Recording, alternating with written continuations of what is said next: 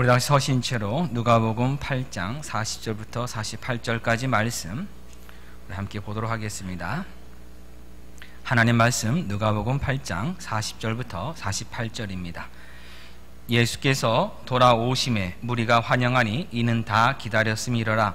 이에 회당장인 야이로라 하는 사람이 와서 예수의 발 아래에 엎드려 자기 집에 오시기를 간구하니 이는 자기에게 12살 된 외딸이 있어 죽어감이러라. 예수께서 가실 때 무리가 밀려들더라. 이에 12해를 혈루증으로 앓는 중에 아무에게도 고침을 받지 못하던 여자가 예수의 뒤로 와서 그의 옷가에 손을 대니 혈루증이 즉시 그쳤더라. 예수께서 이르시되 내게 손을 댄 자가 누구냐 하시니 다 아니라 할 때 베드로가 이르되 주여 무리가 밀려들어 미나이다. 예수께서 이르시되 내게 손을 댄 자가 있도다. 이는 내게서 능력이 나간 줄 알미로다 하신대 여자가 스스로 숨기지 못할 줄 알고 떨며 나와 엎드리어 그 손댄 이유와 곧 나은 것을 모든 사람 앞에서 말하니 예수께서 이르시되 딸아 내 믿음이 너를 구원하였으니 평안히 가라 하시더라. 아멘. 착석해 주시기 바랍니다. 어린 시절에 부모님 말씀을 잘 안 들을 때 어머니가 해줬던 이야기가 있습니다. 그게 뭐냐면 너도 커서 네 자식 낳아봐라 하는 거였습니다. 혹시 그런 말씀 들어보셨습니까? 아니면 또 사용하고 계십니까? 그때는 그게 무슨 말인지 몰랐는데 정말 자식 낳고 키우다 보니까 너무 실감납니다. 저절로 크는 줄 알았습니다. 그런데 알고 보니 부모님이 정말 밤새워서 간호하고 보호해줬기 때문에 큰 겁니다. 아이들 업어들고 업어매고 응급실 한두 번씩은 아마 다 가보셨을 겁니다. 저희 집 아이들도 말 못할 그 아기 때 응급실을 몇 번 갔던 적이 있습니다. 차라리 정말 자기가 어디가 아프다고 말을 하면은 좋을 텐데 아픈데도 말 못하고 그냥 열이 나고 어찌할 뻔 모를 때 응급실에 가도 즉각적으로 와서 선생님 봐주는 것도 아니고 뭐 원인을 찾지 못했던 그런 때도 있었습니다. 그 아픈 아기를 보면서 심지어 차라리 내가 아팠으면 좋겠다라고 생각했던 적이 있습니다. 저희 집 아이가 2달 채 안 됐을 때 당시 겨울이었습니다. 2월 달인데 모세 기관지염이라는 것에 아이가 걸렸습니다. 근데 그 치료가 뭔가 보니까 기관지 확장제를 흡입하는 겁니다. 그래서 아이에게 요만한 액체를 집어넣어서 숨을 들이마시면 그것이 강제적으로 이 폐에 있는 기관지를 늘려주는 겁니다. 아이가 얼마나 고통스러운지 모릅니다. 그 조그만 아이. 근데 그 용량을 잘못 맞추면 너무 과용량이 들어가면 기관지가 터진답니다. 너무 어리기 때문에. 그 사실을 알고 있을 때 뭐 할 수 있는 건 아무것도 없었습니다. 열이 나기 때문에 우유도 먹이면 안 됐습니다. 물만 먹여야 됐던 그런 상황들 다 겪으면서 우리 자녀들이 이렇게 자라오게 됩니다. 그래서 자녀가 아플 때 부모들의 마음은 매우 힘듭니다. 지금 오늘 본문에 나오는 회당장 야이로도 마찬가지입니다. 그런데 이 야이로에게 12살 된 외동딸이 있었습니다. 지금이야 뭐 우리가 자녀를 일부러 하나만 낳기도 하지만 예수님 당시에는 그렇지 않았습니다. 그렇기 때문에 외동딸만 있었다고 하는 것은 그들에게는 인생 전체가 걸렸던 것이고 가장 소중했던 것을 또 말하기도 합니다. 근데 그 아이가 12살이 되었습니다. 여자 나이 12살, 유대인들은 결혼할 나이, 성년식을 치르는 나이, 여자들은 12살이었습니다. 이제 곧 결혼해서 가정을 꾸리는 것, 그걸 보는 그것만 남아 있었는데 그 아이가 지금 아파서 갑자기 지금 죽게 된 것입니다. 이렇게 힘든 가운데 있을 때 어찌할 바 모르고 있을 때 그에게는 한 가지 그래도 소망이 있었습니다. 그 소망이 무엇인가 하면 바로 예수님입니다. 그는 예수님이 누군지를 알고 있습니다. 예수님이 하신 일도 그는 분명히 알고 있던 사람입니다. 우리가 그것을 어떻게 확인할 수 있느냐면 이 회당장이 바로 이 가버나움 회당장인데 가버나움 회당에서 바로 이런 일이 있었기 때문입니다. 우리 누가복음 4장 31절로 가보겠습니다. 갈릴리의 가버나움 동네에 내려오사 안식일에 가르치심에 그들이 그 가르치심에 논란이 이는 그 말씀이 권위가 있음이로라. 4장 33절입니다. 회당에 더러운 귀신 들린 사람이 있어 크게 소리질러 이르되 아 나사렛 예수여 우리가 당신과 무슨 상관이 있나이까? 우리를 멸하러 왔나이까? 나는 당신이 누구인 줄 아노니 하나님의 거룩한 자니이다. 자, 안식일에 가버나움 회당에서 예수님께서 말씀을 가르치셨습니다. 그 말씀의 권위가 다른 사람하고는 달랐습니다. 그러면 그 회당의 회당장이 이 예수님이 가르친 말씀을 들었겠습니까? 듣지 않았겠습니까? 회당장이니까요. 당연히 들었습니다. 그리고 그 회당에서 귀신 들렸던 사람이 그 귀신이 쫓겨나가는 그걸 직접 눈으로 봤습니다. 귀신이 나가면서 예수님에 대해서 당신은 하나님의 거룩한 자인이다 말하는 것도 그는 들었습니다. 그리고 나서 38절부터 보면 회당에 나가자마자 어떤 일이 또 있었습니까? 가버나움에서 베드로 장모의 열병을 예수님께서 고쳐주셨습니다. 그 소문이 또 퍼졌던 것 같습니다. 사람들이 안식일 끝날 때쯤 되었을 바로 해질 무렵에 40절 보니까 온갖 병자들을 데리고 나오매 예수께서 일일이 그의 손을 얹으사 고치시니 여러 사람에게서 귀신들이 나가며 소리질러 이르되 당신은 하나님의 아들이니이다. 이 모든 것들이 지금 가버나움 회당과 그 근처에서 안식일에 일어났던 일입니다. 가버나움 회당장인 야이로는 이 모든 것을 지금 알고 있습니다. 무엇을 합니까? 예수님에 대해서 합니다. 예수님이 어떤 분이십니까? 온갖 병자의 병을 다 고쳐줄 수 있는 능력을 가지신 분임을 그는 지금 알고 있습니다. 또 예수님은 어떻게 알고 있습니까? 그 예수님께 나가기만 하면, 예수님께 나가서 구하기만 하면 예수님 그 구함을 다 응하여 주시는 사랑이 많으신 분이심을 그는 알게 된 것입니다. 그 예수님에 대해서 예수님의 능력과 예수님의 사랑을 지금 경험하고 있는 것입니다. 만약 능력만 가지고 있고 사랑이 없다고 한다면 예수님께 나가서 딸을 고쳐달라고 살려달라고 아무리 간구해도 고쳐주지 않을 수 있습니다.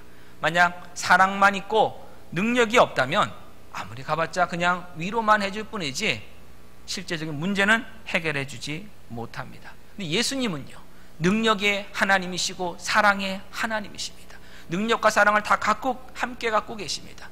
예수님 앞에 가면 온갖 병자들의 병이 다 고침 받습니다. 그리고 누구나 가서 다 구해도 예수님은 그걸 다 일일이 손을 얹어서 고쳐주셨다고 40절에 분명히 말씀하고 있습니다.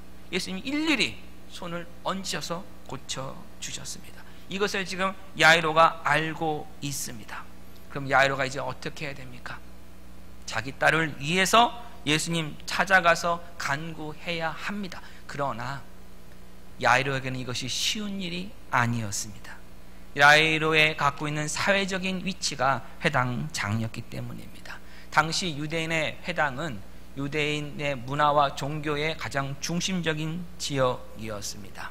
그곳에서 그들은 하나님 말씀을 가르치고 배웠고 예배했습니다. 그곳에서 자녀들의 성인식 같은 것도 다 치렀습니다. 그 마을의 가장 중요한 대소사를 다 했던 곳이 바로 이 회당입니다. 그리고 회당에서 말씀을 또한 책임지고 있는 이 회당장들의 대부분 어떤 사람들이었냐면 바리새인들이 바로 회당장 역할을 많이 해줬습니다. 예수님 당시에는 두 부류의 사람들이 유대인들의 지도층에 있었습니다. 하나는 사두개인이라 불리는 사람들인데 이 사람들은 정치적인 것과 경제적인 것을 장악했던 사람들입니다. 그리고 종교적인 유대교의 그 종교적인 구약성서에 가르치고 그걸 지켜나가는 것과 이 문화적인 것을 또한 사용했던 사람들, 거기에 중점을 둔 사람들은 바리새인들 또 서기관들입니다. 그래서 서기관들도 대부분 바리새인들에 속했습니다. 이 바리새인들이 바로 이 회당을 많이 장악을 하고 있었기 때문에 회당장들은 대부분 바리새인 출신이었습니다. 그래서 이 야이로가 정말 바리새인이었는지는 우리가 정확히 알 수는 없습니다만은 최소한 한 가지만큼 분명합니다. 바리새인들이 지지하지 않았다면 회당장이 될 수 없었던 사람이 바로 이 야이로입니다. 그런데 바리새인들이 예수님을 거부하기 시작했습니다. 예수님께서 회개하라고 하는 그 말씀, 그들을 이방인처럼 회개하라고 하는 그 말씀에 그들은 반발을 했습니다. 심지어는 나중에는 예수님을 죽이려고까지 모의를 했습니다. 이미 모의가 다 끝난 상황입니다. 그것을 바리새인들과 친한 이 야이로도 분명히 지금 다 알고 있습니다. 그런 상황에서 그가 예수님을 찾아간다고 하는 것은 해당장이라고 하는 그 사회적인 지위와 책임을 다 내려놓는다는 것을 의미합니다. 그러면 이렇게 물을 수 있습니다. 자식보다 사회적 지위와 책임이 더 중요하냐고 이렇게 물을 수 있습니다. 여러분 어떻습니까? 정말 우리가 가정만을 먼저 택할 수 있습니까? 만약 인류 역사가 모든 사람들이 자신의 가정을 자신이 가지고 있는 사회적 지위와 책임보다 더 우선시했다면 인류 역사는 아마 굉장히 많이 바뀌었을 것입니다. 실제로 그렇게 되는 거 쉽지 않습니다. 우리가 잘 알고 있는 예를 들어보겠습니다. 계백 장군이 있습니다. 여러분, 황산번 전투를 할 때 5천의 백제 결사대를 이끌고 신라와 당나라 군대가 싸우러 나갑니다. 나가기 전에 자기들의 가족이 나중에 혹시라도 노예가 될까봐 먼저 가족들을 죽이고 나갑니다. 이 사람은 가족을 중시한 사람입니까? 아니면 자기가 갖고 있는 사회적 지위와 책임을 중시한 사람입니까? 사회적 지위와 책임을 더 중시한 사람입니다. 어떻게 보자면요, 가족을 살리려고 다른 방법을 택할 수도 있었을 거 아니겠습니까? 가서 차라리 항복했으면요, 투항을 했으면 어떻겠습니까? 오히려 백제를 공격했으면 어떻겠습니까? 가족은 살릴 수 있었을지 모릅니다. 근데 인류 역사는 사실 그렇지가 않습니다. 세상 일도 그렇게 택하는 거 쉽지 않습니다. 그런데 더군다나 이 야이로는요, 지금 하나님의 일을 하고 있는 사람입니다. 회당을 책임지고 있는 사람입니다. 하나님 말씀이 전해지는 것을 책임지고 있는 사람이니 지금 하나님의 일을 하고 있는 그것을 지금 내려놓는 것에 대해서 자식과 지금 비교하면서 그 마음속에 굉장한 갈등이 그에게 있었을 것입니다. 지금도 소위 말하는 그 목회자나 선교사 자녀들이 자라면서 받는 상처 가운데 하나가 무엇인가 하면 부모님이 자녀들보다 하나님 섬기는 일을 더 우선시했다는 것 때문에 자신들의 삶이 희생당했다고 여기는 것, 그 상처가 사실 좀 있습니다. 근데 그 당시에도 어떻겠습니까? 똑같은 겁니다. 야이로도 지금 오랜 시간 동안 많은 갈등을 했을 것입니다. 아무리 갈등을 해도 결국은 그가 예수님을 찾아가서 지금 자기 딸을 고쳐달라고 간구하기로 결정합니다. 이것은 무엇이냐면 자신의 딸을 살리는 것을 가장 중요하게 여긴 것입니다. 그렇기에 자기가 가지고 있는 사회적 지위와 책임도 다 내려놓는 것입니다. 우리들이 살아가면서 무엇이 중요하고 무엇이 덜 중요한가를 쉽게 판단하지 못할 때가 많이 있습니다.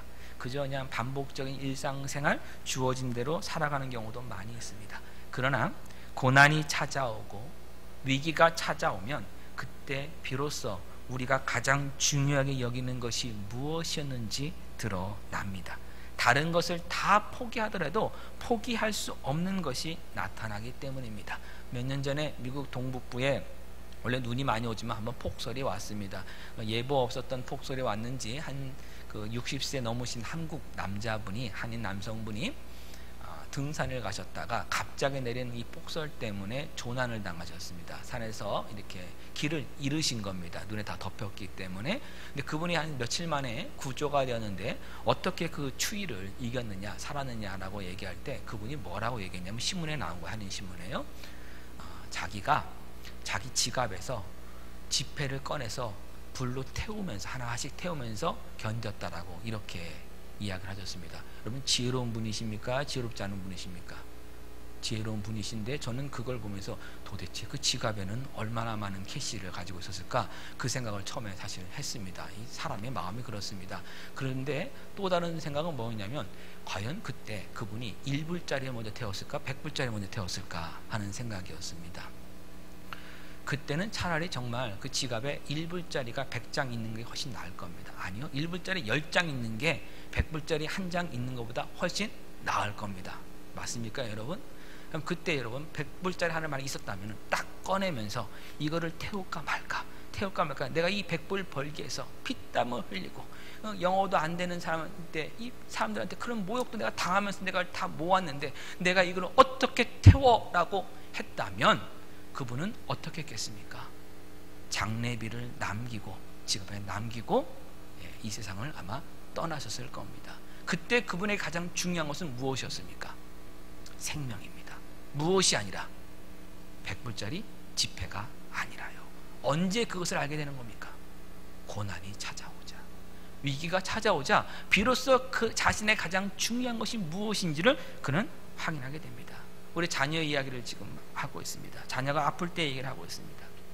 자녀를 키우다 보면은 참 본의 아니게 상처를 줄 때도 있고 상처를 받을 때도 있는데, 그것이 뭐냐면 친구나 이웃과 이야기를 하다가 서로 자녀를 비교하다 보면은 서로 상처를 주고받게 됩니다. 그러다 보면 왜 우리 아이는 저럴까, 못할까, 집에 와서 야 너는 왜 못하냐, 그 집보다 우리가 못해준 게 뭐 있냐, 뭐 이런 여러 가지 이야기로 아들에게 또 스트레스를 주기도 합니다. 그런데 자녀에게 생명의 위기가 찾아오면 그때는 다른 아이와 비교하지 않습니다. 그때는 뭐라고 여러분 기도합니까? 하나님 앞에, 하나님 우리 아이가 더 잘 되게 해주세요. 그 기도하지 안 합니다. 하나님 건강하게만 있게 해주세요. 하나님 살려주세요. 그것만 얘기하는 것입니다. 다른 건 욕심 같지 않습니다. 위기가 찾아올 때 정말 나에게 중요한 것이 무엇인지 우선순위가 발견됩니다. 그래서 고난과 위기가 좋은 것은 분명 아닙니다. 그러나 유익함은 있습니다. 우리에게 우선순위를 알려줍니다. 또 하나는요, 야이로는요 예수님이 어떤 분이신지 이미 알았습니다. 그리고 그 예수님이 그 일을 할 수 있다고 그는 믿었습니다. 그러나 예수님께 나아가질 않았습니다. 아프기 시작할 때부터 나갈 수 있었음에도 불구하고 나가지 않았어요. 죽기 직전이 돼서야 지금 예수님께 나아간 겁니다. 무엇을 우리에게 보여줍니까? 말씀하고 있는 겁니까? 고난과 위기가 우리에게 찾아오면 그때 우리는 행동할 수 있는 용기를 갖게 됩니다. 이것이 마지막이기 때문에 하게 됩니다. 바로 이 야이로도 마찬가지입니다. 예수님을 알고 있고 예수님을 믿고 있지만 예수님을 그 믿는다는 그거 삶으로 나타내질 못했습니다. 행동하지 못했습니다. 자녀가 아픕니다. 그러면 병자가 있습니다. 어떻게 해야 됩니까? 예수님께 나아가 구해야 됩니다. 그것이 행동입니다. 그 일을 하지 못했습니다. 그러나 위기가 정말 찾아와서 자기가 아무것도 할 수 없을 때, 내가 가진 모든 것을 다 내려놓을 때 그는 바로 그것을 내려놓고 예수님께 나아갈 수 있었습니다.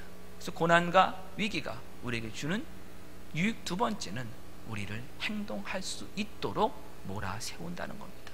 여러분, 그것도 고난과 위기 속에서 우리가 경험할 수 있고 얻을 수 있는 것입니다. 그래서 결국 해당장 야이로가 예수님을 찾아 나갔습니다. 그런데 찾아 나갔을 그때가 언제냐? 40절 말씀을 보니 예수님께서 돌아오셨을 때다라고 했습니다. 어디서 돌아오셨습니까? 전날 걸어서 지방으로 배를 타고 가셨습니다. 가셨다가 지금 돌아오신 겁니다. 사람들이 근데 바로 그곳에 많은 사람들이 모여 있었습니다. 예수님과 예수님을 태운 제자들의 배가 떠나갔고, 배가 있던 사람들은 또 예수님의 그 타신 배를 쫓아서 함께 건너갔습니다. 배가 없던 사람들은 자기 집으로 갔다가 아침에 나와서 지금 예수님이 이제 오실 것을 지금 기다리고 있었습니다. 이방 지역에 가셨고 뭐 오래 계시다 말씀 안 하지 않았으니 아마도 오래 머무시지 않았을 것이라고 예상했던 것 같습니다. 이 기다리는 무리 가운데 해당장 야이로가 지금 온 것입니다. 지금 예수님이 있다는 소문 듣고 온 것이 아니라 예수님 올 것이라고 하는 그 기대를 가지고 지금 와서 기다리고 있습니다. 해당장이면 동네에서 유명한 사람입니다. 마을의 중심적인 인물입니다. 사람들이 다 알아봤을 것입니다. 조용히 예수님께 부탁할 수 있는 상황이 지금 아닌 겁니다. 실제로 이스라엘의 선생이라 불렀던 니고데모는 다른 사람들의 시선을 의식해서 밤에 예수님 찾아왔습니다. 해당장도 얼마든지 그럴 수 있지 않겠습니까? 밤에 찾아가서 예수님, 제 딸 지금 죽게 됐으니 고쳐 주십시오 할 수 있잖아요.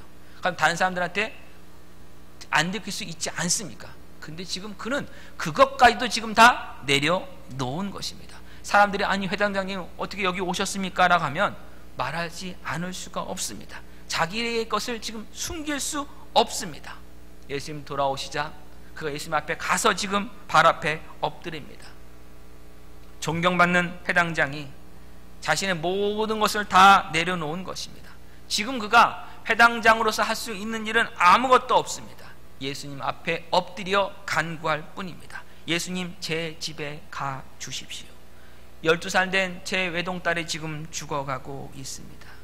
마가복음 5장 23절은 뭐라고 말씀하냐면 간곡히 구하여 이르되 내 어린 딸이 죽게 되었사오니 오셔서 그 이에 손을 얹으사 그로 구원을 받게 하소서라고 부탁합니다. 예수님께 구체적으로 어떻게 하냐면 오셔서 손을 얹으사 고쳐주시고 구원하여 주시옵소서. 왜 손을 얹어서 하다고 말했습니까? 우리 누가복음 4장에서 어떤 말씀 살펴봤습니까? 가버나움에서 어떤 일이 있었습니까? 온갖 병자들이 예수님께 나왔을 때 예수님께서 일일이 하나하나 한 사람도 예외 없이 다 손을 얹으셔서 고쳐주셨다는 것을 야이로가 알고 있는 겁니다. 믿고 있는 겁니다. 그런데 한 번도 그것을 그는 예수님께 구하지 않았습니다.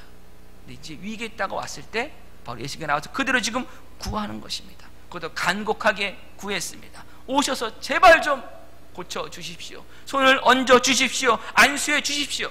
제 딸을 구원할 수 있는 분은 예수님 뿐입니다. 제발 구원하여 주십시오. 저는 이 부분에서 저와 여러분이 예수님께 와서 어떻게 간구해야 하는지를 돌아보기 원합니다. 정말 이 회당장 야이로와 같은 간절함이 우리 가운데 있는지, 겸손함이 있는지, 모든 것을 다 내려놓고 있는지를 확인해 봐야 합니다.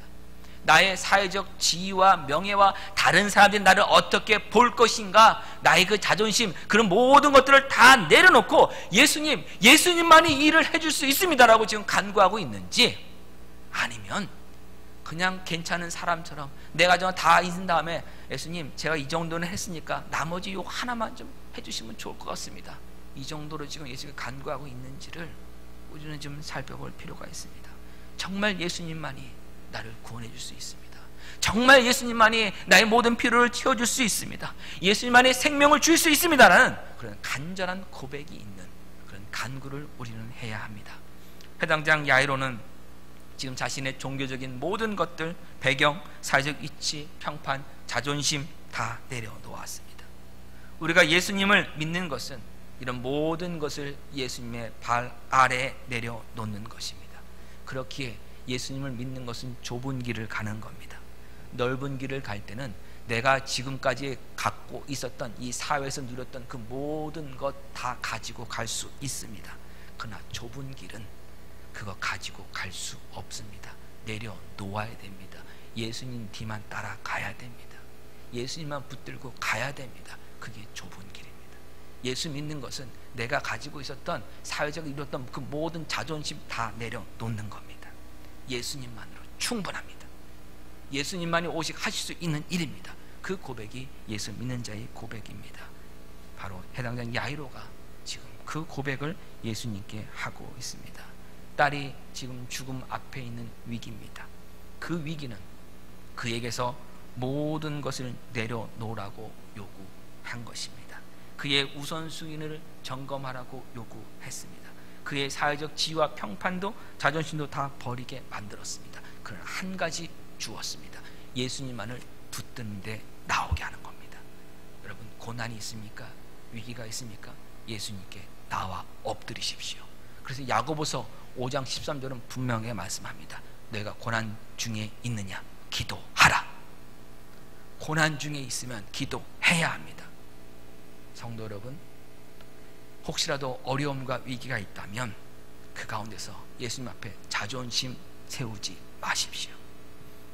그 앞에서 다른 사람들의 평가와 평판 말하는 것 자존심 세우지 마십시오. 예수님께 와서 엎드리십시오.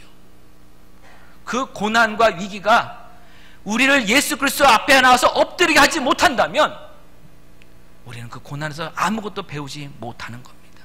불쌍한 겁니다. 예수 믿는 귀한 복을 놓치는 겁니다. 예수님께 간구했을 때 우리 예수님 어떻게 하셨습니까? 바로 출발하셨습니다. 여행에서 돌아오셨습니다. 많이 지치셨을 것입니다. 근데 많은 무리들이 지금 기다리고 있었습니다. 이들도 예수님으로부터 오는 그 말씀 기다리고 있습니다. 예수님 야이로에게 잠시 기다리라고 이들에게도 몇 가지 가르침을 좀 주고 가자고 말할 수도 있습니다. 뜸을 들일 수 있습니다. 더군다나 예수님을 반대하고 거부하고 죽이려고 모욕까지 했던 바리새인과 한편인 사람이 와서 얘기하고 있으니 얼마든지 뜸을 들일 수 있습니다만 예수님은 어떻게 하셨습니까? 즉시 출발하셨습니다. 예수님은요, 예수님을 찾으면 항상 만나 주십니다. 하나님 뭐라 말씀하셨습니까? 찾으라 그러면 찾을 것이옵니다. 하나님의 얼굴 구하면 하나님 그 얼굴 비춰주십니다. 그게 우리 하나님이십니다. 예수님 지금 찾으러 가셨습니다. 그 부탁대로 간구대로 출발하셨습니다. 이제 야이로가 가졌던 그 소망이 이제 구체화된 것이고 열매가 지금 맺어져 가고 있는 것입니다. 예수님이 지금 출발하셨기 때문입니다. 그런데 그 소망은 그냥 진정한 믿음으로는 아직 자라지 못했습니다. 진정한 믿음은 인내를 먹으며 자라기 때문입니다. 그래서 지금 그 소망이 점검받게 됩니다. 먼저 무엇을 점검받았습니까? 혼자만 가면 좋겠는데 예수님을 기다리고 있던 무리들이 예수님을 따라오기 시작합니다. 단순하게 뒤만 졸졸 따라오는 것이 아니라 예수님이 이동하시는 것을 방해할 정도로 밀면서 지금 따라오고 있습니다. 이때 야이로의 마음이 얼마나 조급해졌겠습니까? 그렇더라고 제발 좀 따라오지 마세요. 제발 좀 따라오지 마세요. 내 딸이 지금 죽어가고 있어요. 빨리 가야 돼요. 제발 좀 하세요. 이렇게 말할 수도 없습니다. 마음이 힘들어하고 있는데 더 큰 일이 지금 발생합니다. 어떤 일이었습니까? 예수님이 갑자기 멈추셨습니다. 그러자 모두가 지금 다 멈춰섰습니다. 그때 야이로가 얼마나 불안했겠습니까? 예수님 멈추시자마자 말씀하십니다. 내게 손을 댄 자가 누구냐? 그러자 그 주변에 있던 모든 사람들이 저는 아닙니다. 저는 손대지 않았습니다. 라고 다 말을 합니다. 근데 그 모습을 지켜보던 예수님의 제자 베드로가, 이 베드로는 할 말을 하는 사람입니다. 예수님 앞에서도 할 말을 참 했던 사람입니다. 뭐라고 하냐면 예수님이 그럽니다. 예수님 질문합니다. 예수님 보십시오. 밀려드는 무리가 많습니다. 무리들이 지금 밀려들어서 밀고 있습니다. 그럼 이런 상황에서 누가 예수님의 옷에 손을 댔냐고 말하는 것은 합당하지 않은 겁니다. 예수님 너무 예민하신 건 아닙니까? 이렇게 좀 사실 따져 묻고 있는 것입니다. 이게 베드로의 모습입니다. 그러자 예수님 다시 한번 말씀하십니다. 내게 손을 댄 자가 있도다. 왜냐하면 단순하게 밀려서 내 옷에 접촉된 것이 아니라 내게서 능력이 나가도록 손을 댄 사람이 있다고 말씀하십니다. 여러분 이게 중요한 거예요. 예수님을 알고 찾아와서 예수님과 악수하는 것이 중요한 것이 아니라 예수님의 손에서 능력이 나가게 하는 사람이 되는 게 중요한 겁니다. 지금 예수님 그거를 지금 말씀하고 있는 거예요. 그러자 한 여인이 숨길 수 없음을 알고 떨며 나와 예수님 발 아래에 엎드립니다. 누구 모습과 똑같습니까? 해당장 야이로의 모습과 똑같은 모습입니다. 더 이상 숨길 수 없음을 알고 엎드린 겁니다. 야이로도 더 이상 숨길 수가 없었어요. 그가 예수님을 알고 있고 예수님을 지금 믿고 있는 것을 더 이상 숨길 수가 없었고 부인할 수 없었습니다. 예수님 찾아올 수밖에 없었습니다. 여인도 마찬가지입니다. 더 이상 숨길 수 없어서 예수님 앞에 나와 엎드립니다. 그리고 왜 예수님의 옷에 손을 대었는지, 그리고 그 이유를 말하고 옷을 댄 이후에 어떤 일이 일어난지도 말해줍니다. 그 이유가 무엇이었냐면 12해 동안 혈루증을 앓았다고 얘기합니다. 야이로의 딸이 몇 살이라고 했습니까? 12살이라고 했습니다. 두 여인이 있습니다. 한 여인은 12살 된 딸입니다. 어린 아이입니다. 그 12살 동안 이 야이로의 딸은 부모님 야이로 부부에게 가장 큰 기쁨을 주는 존재였습니다. 모든 인생의 소망이었고 인생 그 자체였을 것입니다. 그런데 또 다른 이름 없는 사람의 딸인 혈루증을 앓던 이 여인은 그 12년이 인생에서 가장 고난과 고통의 기간이었습니다. 아무런 소망이 없던 시기였습니다. 그런데 모두가 지금 동일한 운명선상에 와 있습니다. 무엇입니까? 야이로의 딸은 12년을 어떻게 살아왔던지 간에, 아무리 많은 사랑을 받고 살아왔던지 간에 지금 죽음 앞에 있습니다. 예수님 없으면 안 되는 운명 앞에 있습니다. 이 여인은 어떻습니까? 그 수많은 고통 가운데 있습니다. 지금 살아왔습니다. 그도 지금 마지막 예수님만 소망 되시는 그 운명 앞에 있는 것입니다. 혈루증은 몸에서 피가 흐르는 겁니다.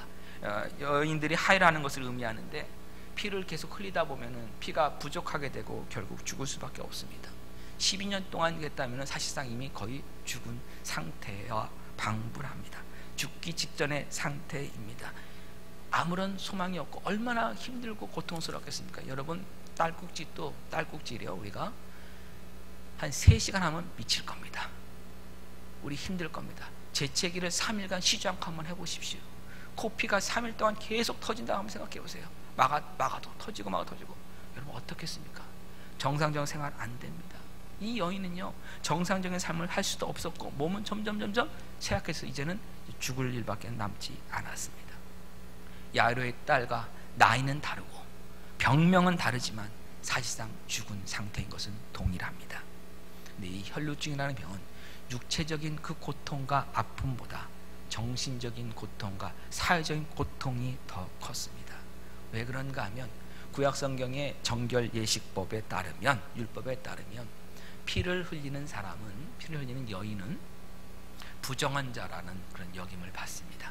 근데 부정한 자가 되면은 다른 사람, 부정한 사람을 접촉한 사람은 또 부정하게 됩니다.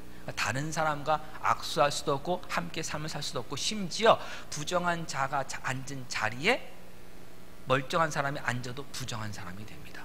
그러니까 이 사람은 사회생활을 할 수가 없는 사람이고, 결혼생활도 할 수가 없는 사람이고, 가족생활도 같이 할 수 없는 사람, 사실상 사회에서 격리되어 있는 사람입니다.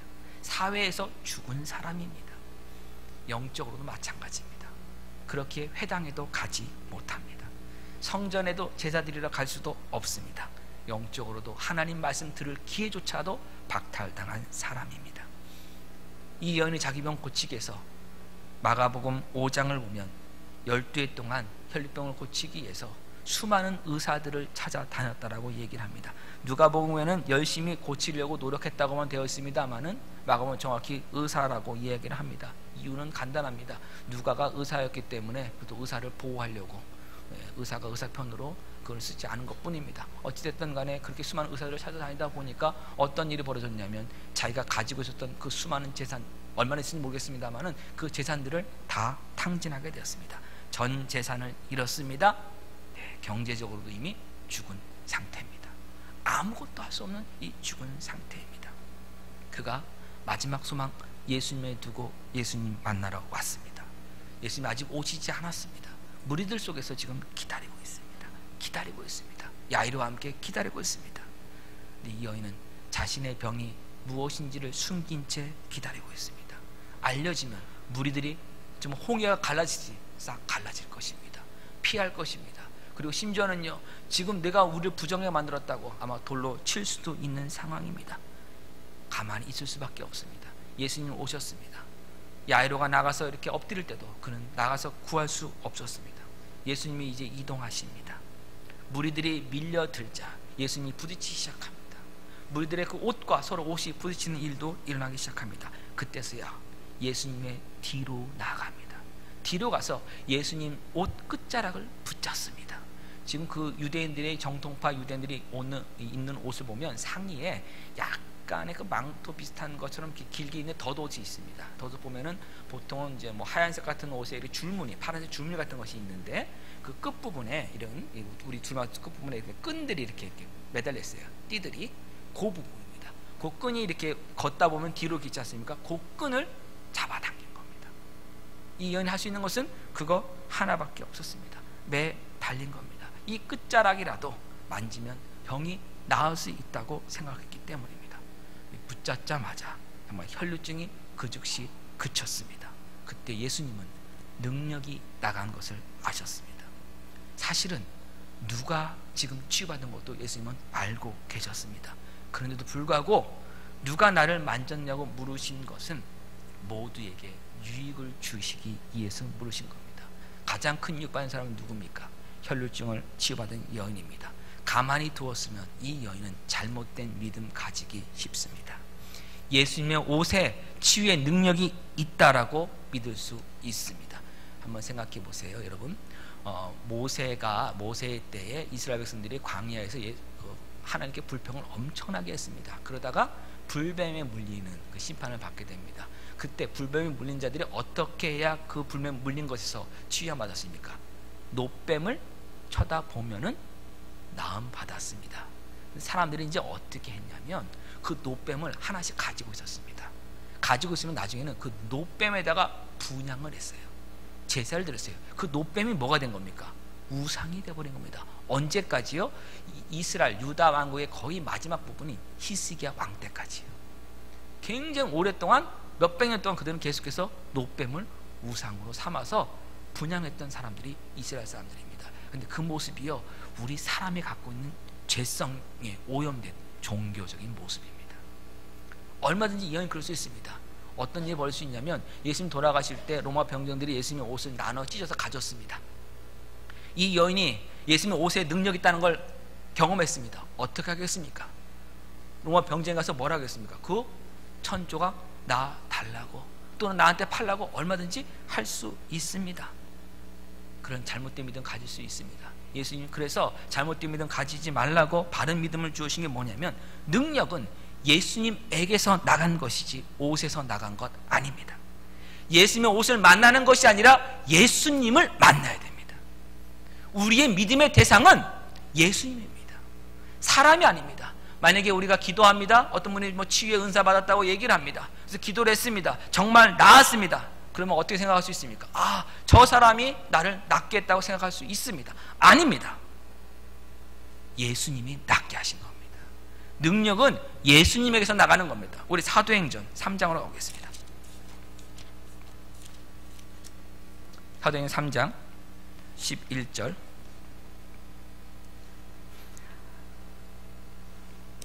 나면서부터 못 걷게 된 사람이 나았습니다. 11절. 나은 3장 11절 사도행전. 나은 사람이 베드로와 요한을 붙잡으니 모든 백성이 크게 놀라며 달려나가 솔로몬의 행각이라 불리는 행각이 모이거늘 베드로가 이것을 보고 백성에게 말하되, 이스라엘 사람들아, 이 일을 왜 놀랍게 여기느냐? 우리 개인의 권능과 경건으로 이 사람을 걷게 한 것처럼 왜 우리를 주목하느냐? 16절. 그 이름을 믿음으로, 예수 그리스도의 이름을 믿음으로 그 이름이 너희가 보고 아는 이 사람을 성하게 하였나니 예수로 말미암아 난 믿음이 너희 모든 사람 앞에서 이같이 완전히 낫게 하였느니라. 아멘. 개인의 경건과 개인의 능력으로 낫게 하는 거 아닙니다. 예수 그리스도로 말미암아 생긴 믿음이 낫게 하는 겁니다. 예수님이 낫게 하는 거예요. 예수님의 이름이 낫게 하는 겁니다. 우리가 사람 봐서는 안 됩니다. 물건 봐서도 안 됩니다. 여러분 혹시라도 기도했을 때 만약에 어느 자리에서 기도했는데 너무나 잘 됐다고 해서 그 자리 우상심하지 마십시오. 우리가 얼마나 잘못된 종교성에 머무를지 모릅니다. 예수님 지금 그것을 가르쳐주고 있는 겁니다. 두 번째로 이 여인에 고쳐줄 것이 있습니다. 뭐냐면, 믿음은 숨길 수 없는 겁니다. 믿음은 증거해야 되고 나타내야 됩니다. 이 여인 숨어서 뒤에서 예수님 앞에 갔습니다. 그리고 예수님 옷 만지자마자 숨어서 있었습니다. 어떻게 했습니까? 예수님 말씀하셨을 때 결국 그 여인은 예수님 앞에 나와 그 발 아래 엎드리게 되었습니다. 예수님 앞에 엎드리는 삶, 그것이 진정한 믿음입니다. 숨어있는 믿음이 아닙니다. 야이로도 숨어있지 못했습니다. 바리새인 속에서 숨어있지 못했습니다. 예수님 발 앞에 나와 엎드렸습니다. 숨어있는 믿음은 여러분 진정한 믿음이 아닙니다. 뒤로 옷자락 잡는 믿음, 굉장한 믿음처럼 보여집니까? 바른 믿음 아닙니다. 예수님 발 앞에 나와 엎드리는 믿음이 되어야 합니다. 예수님 이 여인의 믿음 바꿔주셨습니다. 믿음을 자라게 하셨습니다. 그래서 그 믿음의 결과를 또한 알려주셨습니다. 무엇입니까? 구원입니다. 육체적으로 그는 질병에서 구원받았습니다. 사회적으로 격리되었던 사람이 이제는 모든 사람 앞에 나와서 떳떳이 내가 환자였는데 예수를 통해서 이렇게 치유받았습니다를 말하는 사람이 되었습니다. 사회성에서도 그가 구원을 받은 겁니다. 더 나아가 영적인 치유가 그에게 임했습니다. 참된 평안이 그에게 임했습니다. 내 믿음이 너를 구원하였으니 평안히 가라. 이 여인이 끝까지 숨어 있었다면 이 여인의 마음속에는 아마도 마음 아픈 것들이 남아 있었을 것입니다. 몰래 예수님의 능력을 훔쳤다고 하는, 예수 앞에 나가서 감사하지 못했다고 하는 그 죄책감도 아마도 생겼을 것입니다. 그 여인이 바로 가족에게 돌아가지 못하고 출발도 못하고 숨어 있었던 것도 그런 모습을 사실 보여주고 있는 것인지 모릅니다. 근데 어떻게 했습니까? 평안히 가도록 하셨습니다. 예수님을 만난 믿음은 예수님을 제대로 만날 때 예수님 주는 참된 평안을 가지고 이 땅을 살아가는 겁니다. 그 사람으로 만들어 주신 겁니다. 두 번째로는 야이로의 믿음도 자라게 하셨습니다. 이거는 12월 마지막 주일날 살펴보겠습니다. 세 번째로는 제자들을 비롯한 모든 무리들에게 믿음과 행함에 대해서 다시 한번 예수님이 가르쳐 주신 겁니다. 믿음은 행함으로 드러납니다. 살아있는 믿음은 열매가 맺어집니다. 이 여인을 예수님 뭐라고 하셨습니까? 48절에서 여러분 무엇을, 누가복음 8장 48절에서 무엇을 여러분 동그라미 치고 싶으십니까? 딸이라고 하는 그 단어에 여러분 동그라미 치십시오. 이 여인에게 예수님이 뭐라 말씀하냐면 딸아 내 믿음이 너를 구원하였도다라고 말씀합니다. 누가복음 8장 19절과 21절에 씨 뿌리는 비유로 끝난 다음에 예수님에게 예수님의 어머니 마리아와 동생들이 찾아왔습니다. 그때 예수님 뭐라 했습니까? 누가 내 동생이고 내 어머니냐고 예수님 뭐라고 말씀하셨습니까? 하나님 말씀을 듣고 행하는 사람이 내 가족이다 하고 예수님 말씀하셨어요. 그런데 바로 그겁니다.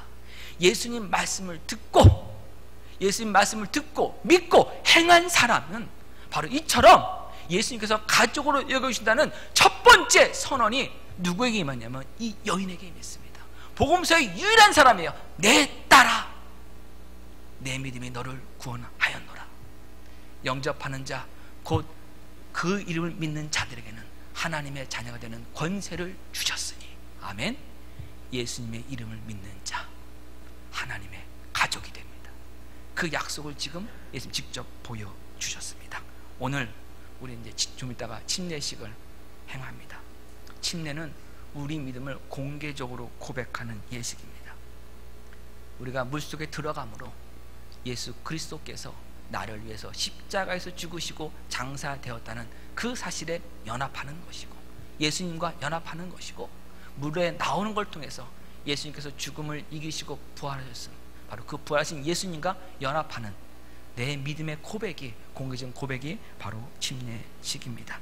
침례 받는 분들은 이제는 숨은 믿음이 아니라 공개된 믿음, 혼자만 살고 있는 믿음이 아니라 다른 사람의 믿음도 성장시키는 믿음의 사람으로 살아가시리라 저는 믿습니다. 그래서 우리 침례 의식을 통해서 좀 우리 믿음의 그 고백이 일어날 때 좀 예수님 기뻐하시면서 정말 내 아들아, 내 딸아, 내 믿음이 너를 구원하였노라. 그 증거가 바로 너라고 하는 그 놀라운 선언이 하늘에서 있을 것입니다. 여러분, 예수 그리스도만이 우리의 모든 것이며 우리의 능력이심을 여러분 삶 가운데서 끝까지 붙드시는 승리하는 그리스도인 예수만 붙들고 나가시는 그리스도인 되시길 주님의 이름으로 간곡히 부탁드립니다. 기도하겠습니다. 하나님 은혜 주심을 감사합니다. 하나님 이제 더 이상 숨어있는 믿음이 아니라 혼자만 예배한다고 내가 신앙인이라고 말하고 있는 그런 믿음이 아니라 이렇게 함께 나와 공예배에 참석하며 함께 믿음의 고백을 하며 또 침례를 통해서 예수님이 나를 이렇게 하신 그 일에 내가 동참했음을 공개적으로 신앙 고백하는 저희 모두가 되게 하여 주셔서 저희들의 믿음이 이 세상에 다른 사람들을 살리는 그 믿음으로 쓰임받게 하여 주시고 하나님이 칭찬하시는 믿음이 되게 하여 주시며 하나님의 자녀됨의 그 믿음의 본들이 되게 하여 주셔서 하나님의 영광을 나타내는 하나님의 자녀된 삶 살아가는 저희 모두가 되게 하여 주시옵소서. 예수님의 이름으로 기도합니다. 아멘.